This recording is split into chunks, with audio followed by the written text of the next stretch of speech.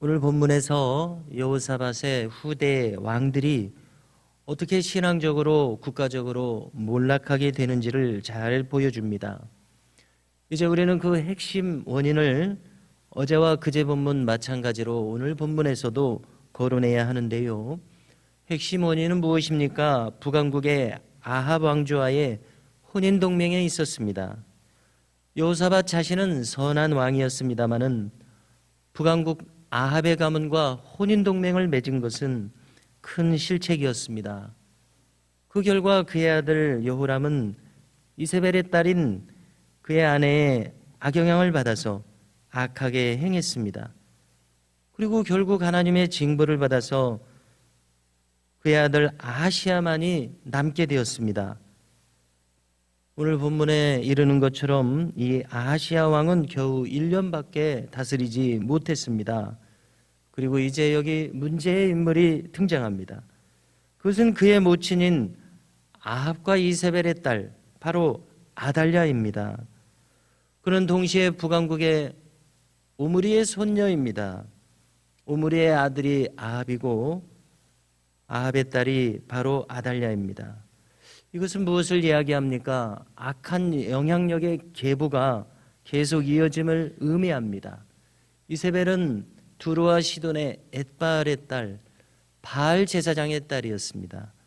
그래서 3, 4대에 걸쳐서 바알 우상 숭배의 악영향이 북왕국은 물론 여기 남유다까지 이렇게 이르게 된 것입니다. 이 얼마나 엄청나게 큰 악한 일이 벌어지게 된 겁니까? 이제 왕이 된 아하시야는 그의 모친 아달랴의 영향하에 있게 됩니다. 그에 대한 평가가 한마디로 주어지고 있습니다. 그는 아합의 집의 가르침을 따라서 아합같이 악을 행했다고 기록합니다. 다윗 왕의 자손이기에 다윗 왕의 선한 믿음의 길로 갔어야 할 사람이 아합 왕의 길로 악하게 갔음이 너무나도 안타깝습니다. 그의 행적은 인간적인 계산과 이득을 추구하는 것으로 나타났습니다. 그래서 북왕국의 왕 아합의 아들 요람과 함께 요단 동쪽에 있는 군사적 요충지인 길앗 라못을 점령하게 되었습니다. 그래서 다시 여호사밧과 마찬가지로 아람 왕 하사엘과 전쟁을 벌였습니다. 아합도 여호사밧과 함께한 똑같은 곳에서의 전쟁에서 전사하지 않았습니까? 그런데 그의 아들 요람도 이 전쟁에서 아람 군대에 의해서 상해를 당하게 됩니다. 그가 이스라엘 평지에서 요양하고 있었을 때에 남왕국의 아하시야가 사신을 보냅니다. 아사랴라는 인물을 사신으로 보내고 이어서 아하시야 왕도 요람에게 병문안을 왔습니다. 이때에 하나님께서 택하신 북왕국의 장수 예후가 이들에게 접근합니다. 그는 북왕국 아합 왕조의 악행에 대한 하나님의 심판의 도구로 소개되고 있습니다. 그는 열왕기서를 보면은 요람 왕을 활로 죽입니다.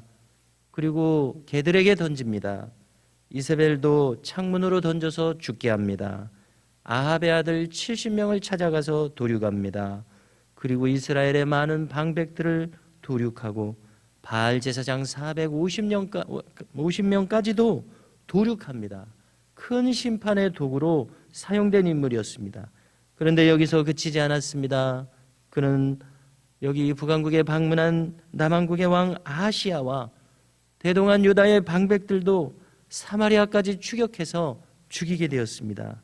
이렇게 해서 유다 왕국의 왕위에 큰 공백이 생기게 되었습니다. 이때에 이세벨의 딸인 아달랴가 준동합니다. 큰 기회를 잡은 것으로 생각한 것 같습니다. 그는 권력을 쟁취하고자 참으로 두려운 일을 벌입니다. 다윗 왕조의 남은 왕자들 모두를 도륙했습니다. 이것은 다윗 왕조의 등불을 영원히 비추게 하리라는 다윗과 솔로몬과의 하나님의 언약이 있지 않습니까? 그 언약이 이제 끊겨나갈 위험을 의미하고 있었습니다. 이 위기에 오늘 성경을 보니까 하나님께서는 가까스로 하나님의 언약이 특별한 방법으로 지켜집니다. 공주 중에 한 사람인 여호사밧이 아시아의 아들 중에 요아스 왕자를 간신히 빼내서 자기 침실에 숨겨서 살아남게 했습니다. 그리고 이어서 성전에서 몰래 6년 동안 숨어 살게 했습니다. 아달랴가 통치하는 6년 동안 성전에서 숨어 살게 된 겁니다. 이것이 가능했던 것은 바로 이 공주 여호사밧의 남편이 대제사장 여호야다였기 때문이었습니다. 뒤에 본문에서 등장하겠습니다마는 하나님을 경외하는 제사장 여호야다는 결국 이제 치밀한 준비 끝에 아달랴를 물리치는 도구가 됩니다. 이렇게 해서 하나님께서는 다윗 왕조의 등불이 꺼지지 않도록 가까스로 보존하게 하십니다. 선대왕들의 악행에 의해서 다윗 왕가가 완전히 끊길 위기에 처했으나 하나님께서는 유일한 길을 내사 언약을 이어가시는 모습을 오늘 본문에서 우리가 대하게 되었습니다.